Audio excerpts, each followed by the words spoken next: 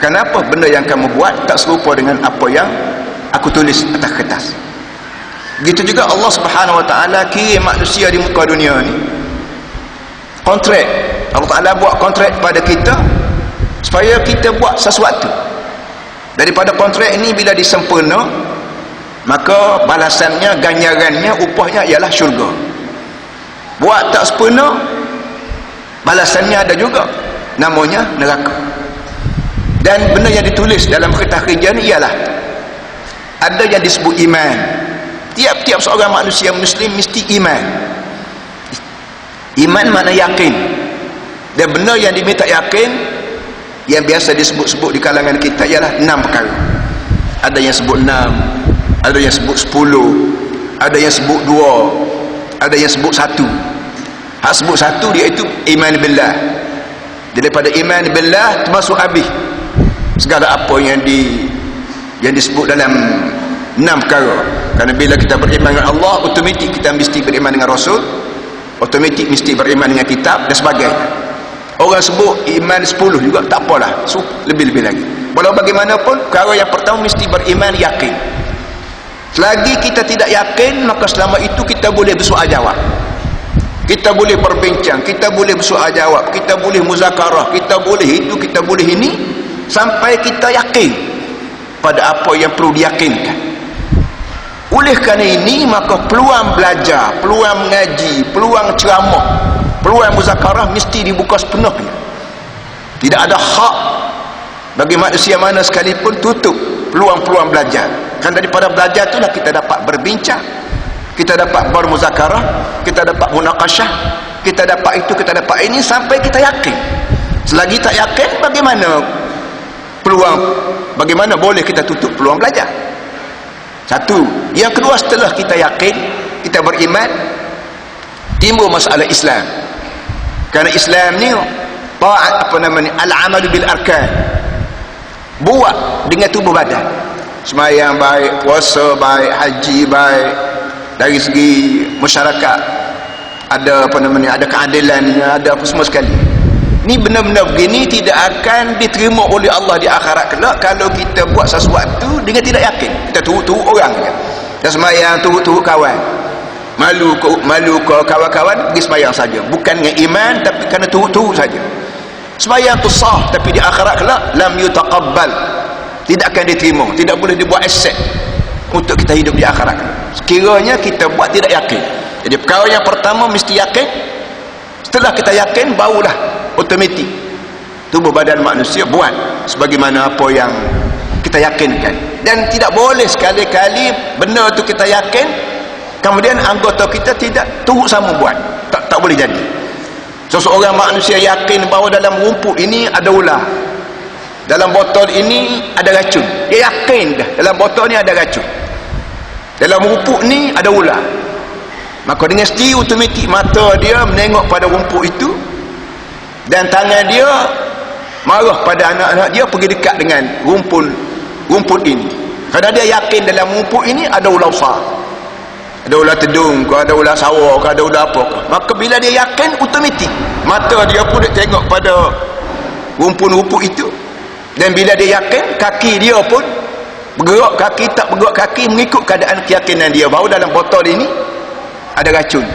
Bila ada dalam botol ni ada racun, dia tak bagi isteri dia guna botol ini, tak bagi anak dia guna botol ini, tak bagi pada kawan dia guna botol ini untuk dijadikan bekas air dan sebagainya.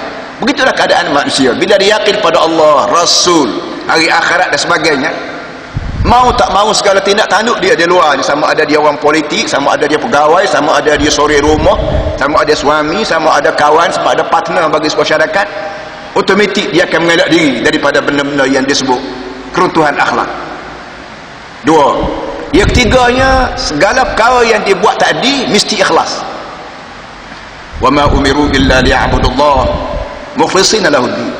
Selalu banyak ayat-ayat dalam Quran yang menyebut bahawa manusia bukan saja diminta buat perbuatan-perbuatan tertentu, tapi mesti buat dengan ikhlas.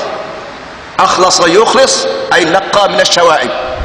Ikhlas maknanya tapis.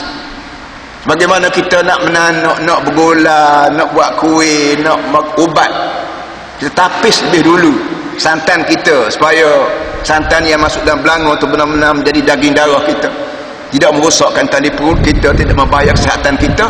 Tapis kejam napis ini disebut ikhlas. Sebagaimana kita nak minum ubat, kita rebus daun kayu, kita rebus akar kayu, kita rebus harba semua sekali, belum daripada kita telan, kita mesti tapis supaya apa yang masuk dalam perut itu benar-benar ubat yang boleh menyembuhkan penyakit kita. Begitulah segala kerja buat manusia yang kita panggil amal. Kita berpolitik, kita berkahwin, kita bercerai, kita manis muka, kita masam muka, kita pajak gadai, semua sekali mesti buat lillahi ta'ala. Para hadirin semua, buat lillahi ta'ala ni disebut ikhlas. Tidak apa nama ni, tidak lil madhi wasana, tidak untuk dipuji-puji, tidak untuk mendapat habuan dunia, sebagaimana yang disebut Nabi, man talabal ilma liyumariya bihi sufaha aw yasrifa wujuhan nas ilai, atau apa lagi 2, 3, 4 perkara. Mana-mana orang mencari ilmu dengan tujuan nak bermegah-megah, dengan tujuan nak paut perhatian orang pada dia, dengan tujuan boleh bertengkar dengan orang tu orang ni,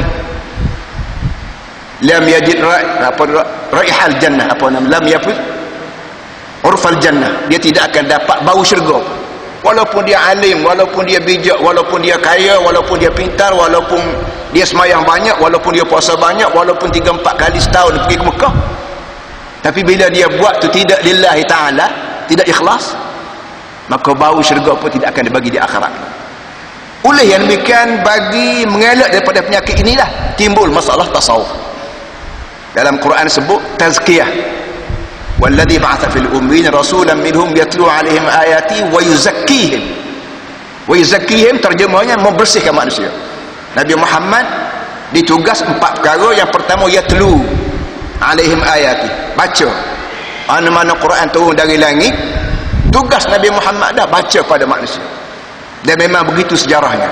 Bila ayat turun dari langit, maka dijemput katabatul wahyi, katabah jam'u katib, dijemput penulis wahyu, dan dibaca pada orang awam, dibaca pada umum. Satu. Yang keduanya, wa yuzakkihim. Wa yuzakki maknanya tugas Nabi Muhammad membersihkan manusia. Oleh kerana manusia sendiri terdiri daripada 2 perkara, bahan mentahnya. Bahan mentah manusia ni terdiri daripada 2 perkara yang kita panggil jisim campur dengan roh, roh campur dengan jisim. Maka kebersihan jisim pun tugas Islam, membersihkan tubuh kita daripada bau yang kotor, membersihkan tubuh kita daripada najis, membersihkan tubuh kita daripada bermacam-macam kekotoran. Serentak dengan itu juga kita, Islam juga mengajar supaya dibersihkan roh sama. Para hadirin semua, membersihkan tubuh memang kita tahu dia punya bahannya. Macam kain kita kotor, cara membersih kain ialah air campur sabun, tak campur apa lagi. Bersih rumah kita ada cara dia, pakai penyapu ke, pakai alat vacuum ke. Bersih perut kita, bila perut kita semelit ke, cerah perut ke, cara bersih dia ialah bukan dengan sabun, bukan dengan air, tapi bersih dengan ubat tertentu. Kereta kita kotor, kita bersih juga melalui air, melalui sabun dan sebagainya. Kekotoran roh tidak boleh dibasuh dengan sabun, tak boleh disabun, tak boleh diguna sabun.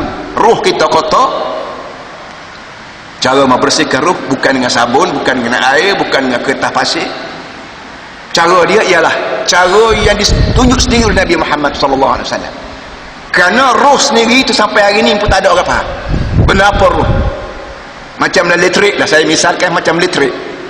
Semua dunia tahu hari ini elektrik, tapi orang tidak tahu elektrik ni kenapa. Putih ke, hitam ke, bulat ke, leper ke, kecil ke, besar ke, kurus ke, gemuk ke.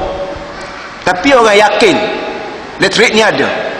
Oleh yang demikian, bagaimana cara nak mengelak diri daripada bahaya elektrik, dan bagaimana cara nak guna elektrik?